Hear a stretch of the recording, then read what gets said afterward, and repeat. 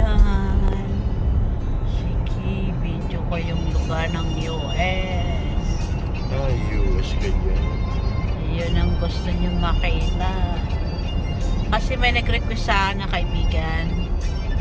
Nanonood siya lagi ng YouTube ko. Sabi, saan mag-video ka naman sa lugar niya dyan sa US. Tapos sabi ko, hindi ko nga ma-download ng mahaba eh. Tinuruan naman ako kaso lang nalimutan ko na naman. Papaturo ulit ako.